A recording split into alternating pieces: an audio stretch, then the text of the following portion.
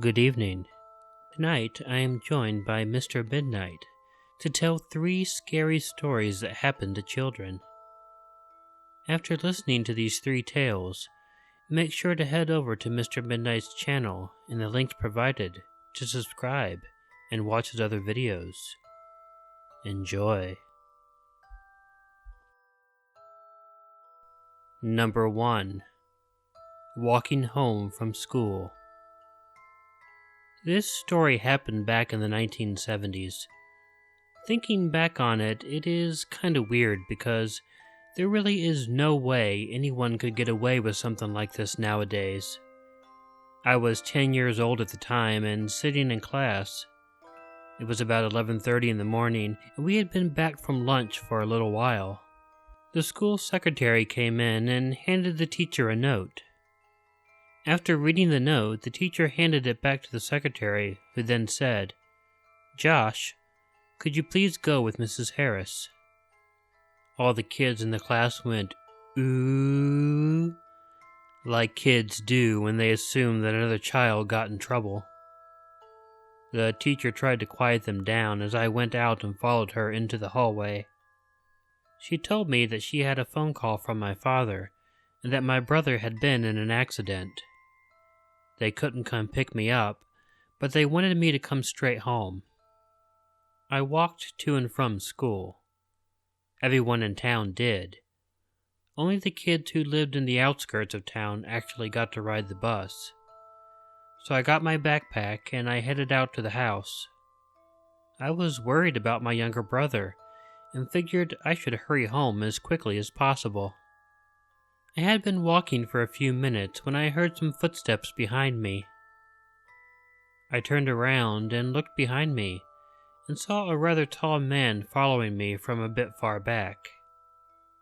He was wearing a dark coat, but it was cold enough outside that I didn't think very much about it.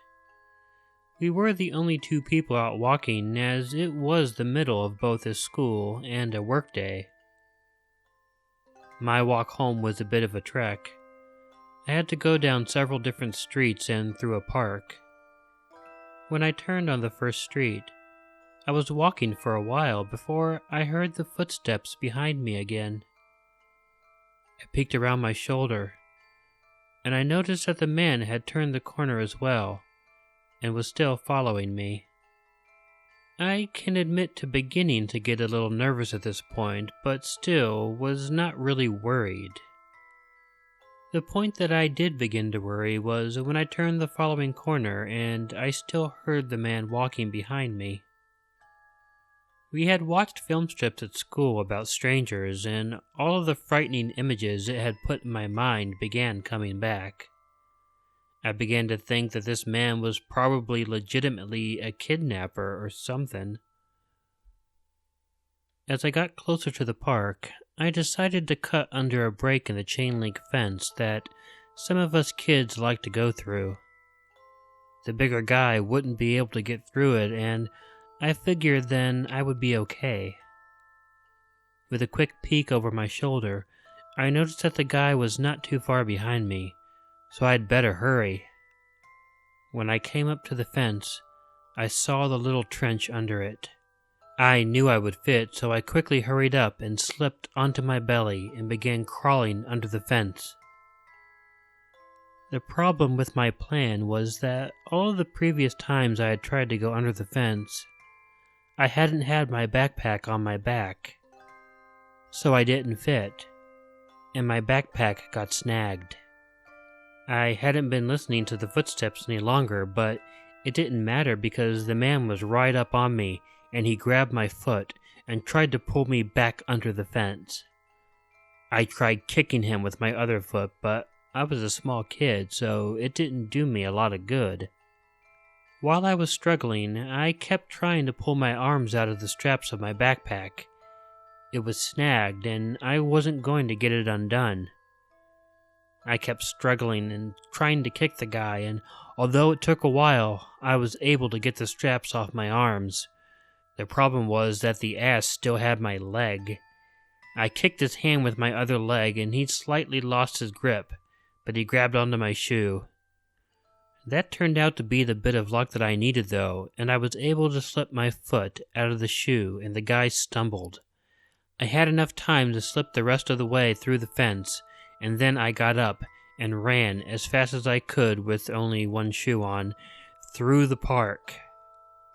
Fortunately, there was a mother with 2 kids at the playground, and I ran up to them, crying and scared. She was sweet, and took me home to my parents. When I got home, my mom was home, but my dad wasn't, and she was worried and thanked the woman who helped me, who also explained everything that had happened. You've never seen a mother so grateful. But what shocked me the most was when I saw my little brother sitting in front of the television, watching a game show. He wasn't hurt. And my dad wasn't home waiting for me. My mom called the police, who found my backpack. It had been emptied and my belongings scattered all over the place. My parents had never called the school, so all we could figure out was that the man who attacked me had to have set the entire thing up. I never found out who he was, but I always figured it had to be someone my parents knew. How else would he have been able to know when I was at school, and who I even was, and that I had a brother? In the beginning of this story, I mentioned that this sort of thing couldn't happen nowadays. Well, I guess that I don't know that for a fact, but I sure hope it can, because it was pretty damn scary.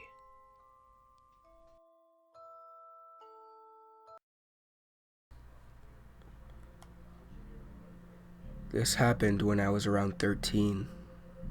I was quite a tomboy back then and had a huge collection of Nerf guns. Although, I did have some girlfriends too. My friends were mainly guys who also had collections which rivaled mine. My group consisted of around 5 people. One day my friends and I, being the kids we were, decided to organize a Nerf war held at our local park. It wasn't the typical big open green space though, it was more of a forest, as we were in Australia. Because of this, the park was filled with big gum trees to hide behind and had a long creek running down the middle. Perfect conditions for our Nerf war. We set the date, and one of my friends said he would bring a bunch of his friends over so we would have bigger teams. This meant that we would have about 4 people on each side. We agreed, and then they came. By the time the chosen Sunday rolled around, we were all ready and kitted up for the fight.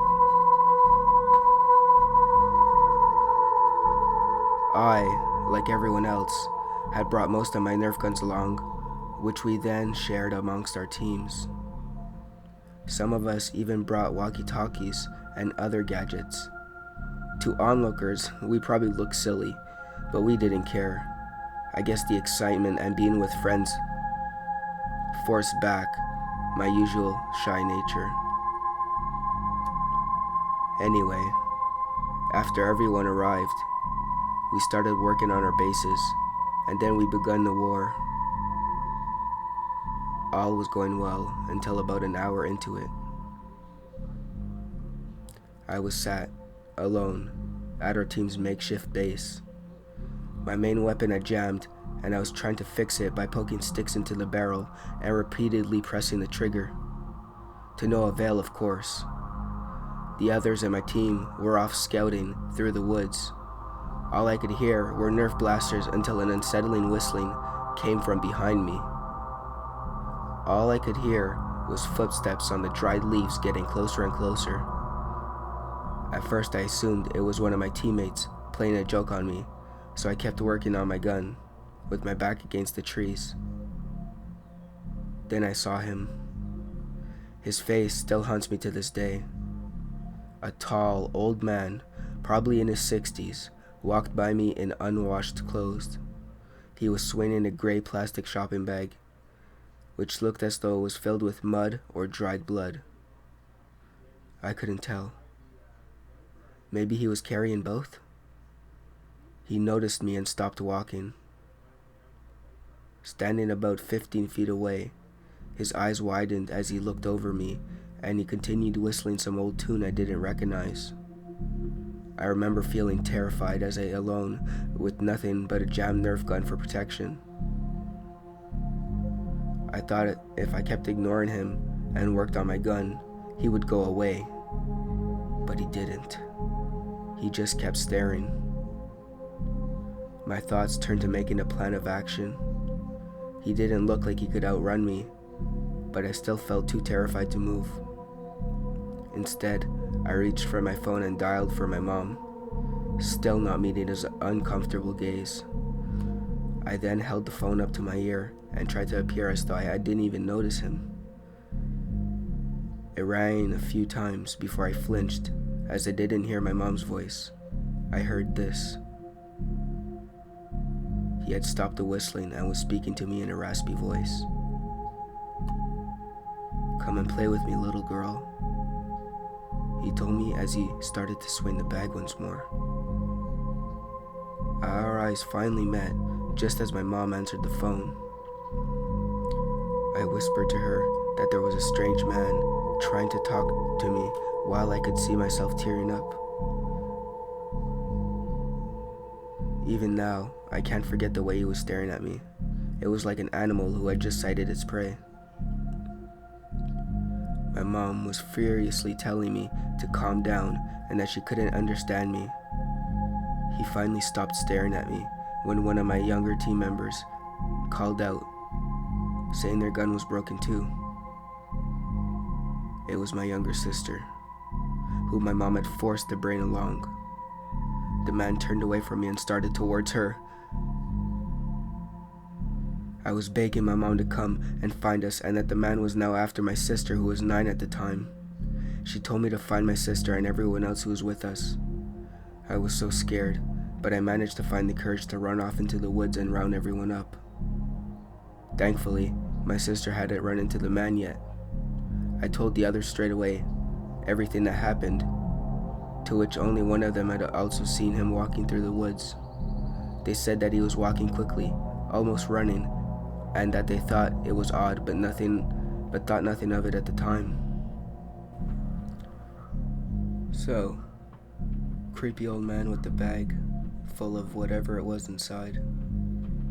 Let's not meet again.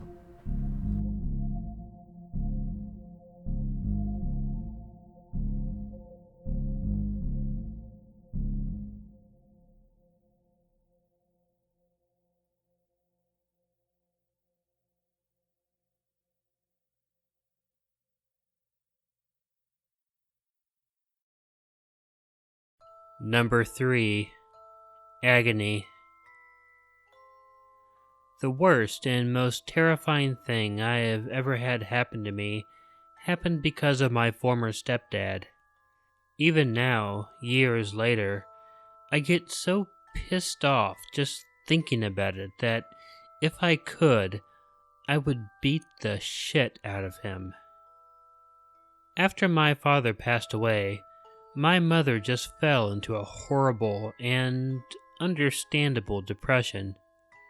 She began dating this guy who, while my father was alive, she wouldn't have considered giving the time of day to. Jack was a big guy and a complete lowlife.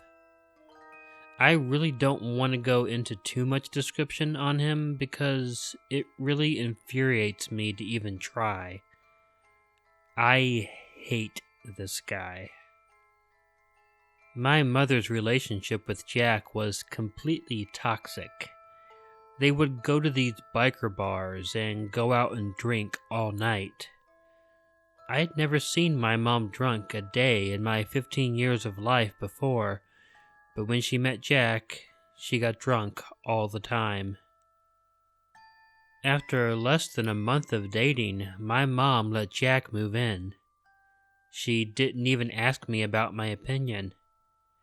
Now, I know what most of you are probably thinking.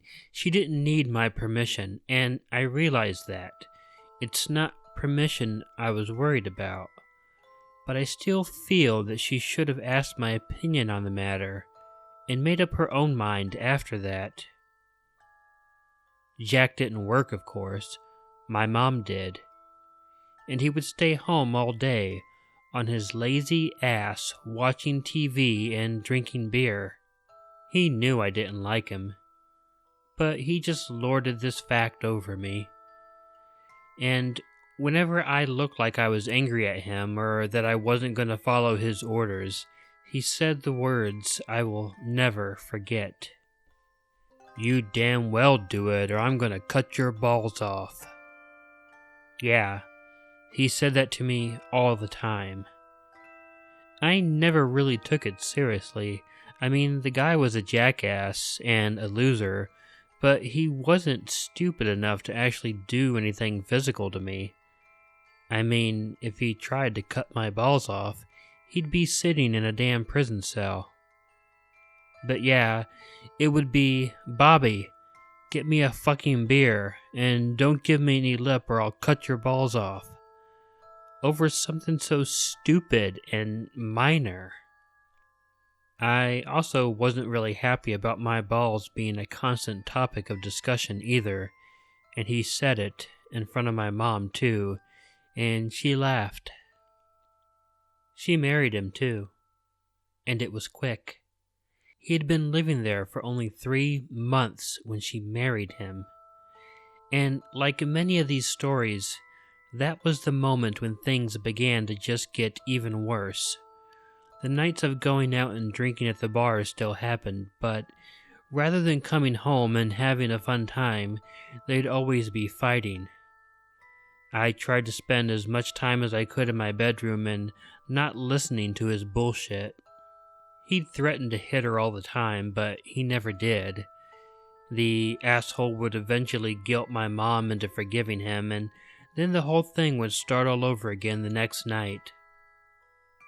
The thing that makes me angriest, the thing that makes me fume with pure, unadulterated anger, happened on my 16th birthday.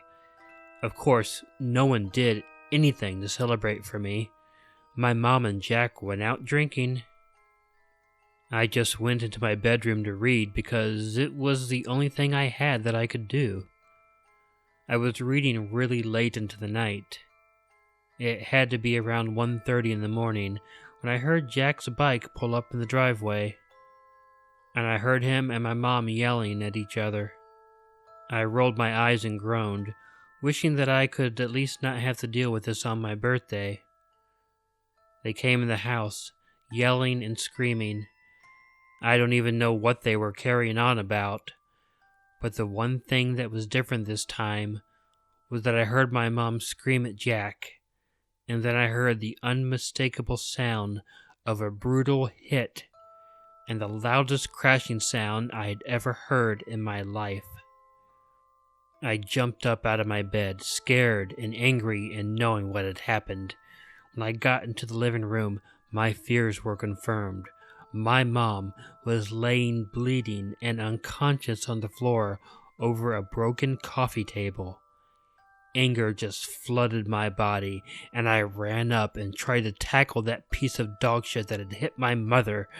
Although I slammed into him pretty hard, it really hadn't had that much effect on him. He easily hit me and knocked me hard onto the floor. I was seeing stars when he then grabbed me by the shirt and dragged me into the kitchen. I didn't know what he was doing, but he grabbed something off the counter, picked me up, and then slammed me hard against the kitchen wall, completely knocking the wind out of me. It was then that I saw him holding a knife in his hand. I winced, completely expecting Jack to kill me right then. Instead, and to my shock, he reached down, undid my belt, and opened up my jeans, pushing them and my boxers to the floor. I was confused at first, And then the words that Jack always had threatened me with came rushing back to my head. Jack was going to cut my balls off. He actually moved the knife down that way while holding me against the wall by my neck with one arm. I was thrashing and struggling and doing everything I could to get this fucker off me, but I couldn't force him off. I felt tears going down my eyes, completely convinced I was about to lose my balls. And then I felt him cut.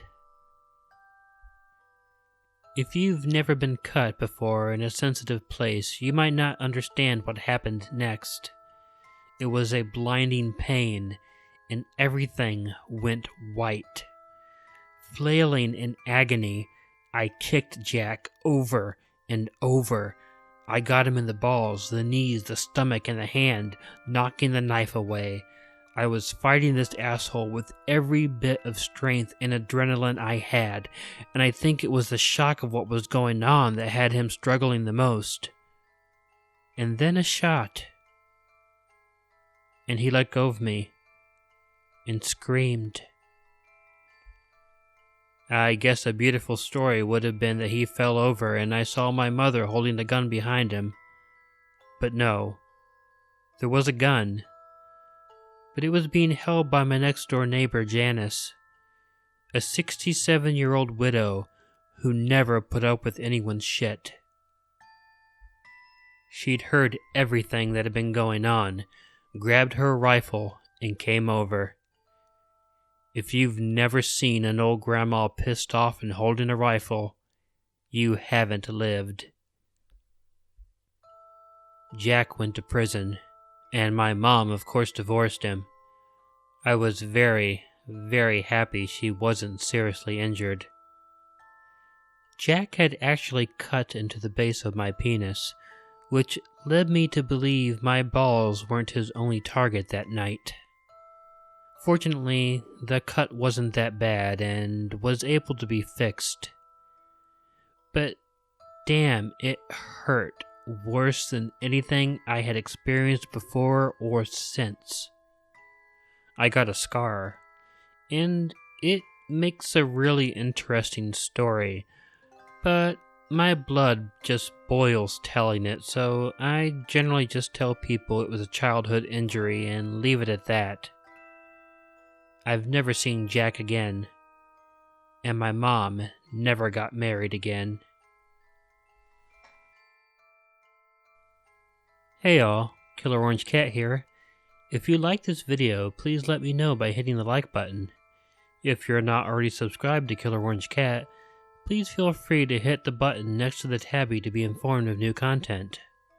Feel free to follow Ichigo and myself on Twitter and Facebook. If you follow me on Twitter, you'll get to hear some of the weird things that go through my head, such as when I put the plastic skeleton into the snowman and lit a bonfire next to it, I had no idea how hard the kids would cry as they watched it melt. I'd like to thank Mr. Midnight for helping out in this video. Please make sure to head over to his channel in the links provided and make sure to subscribe. Coming up, I have another collaboration with the Grim Reader, and I also have my video detailing my trip to Waverly Hills. I'll also be doing another creepypasta, this time the first one that is not written by me, and that should be out in the next few days as well. In the meantime, have a fun night. But before you go to bed, don't forget to make sure to check in your closet and check under your bed, because you never know where a killer orange cat might be hiding. Good night.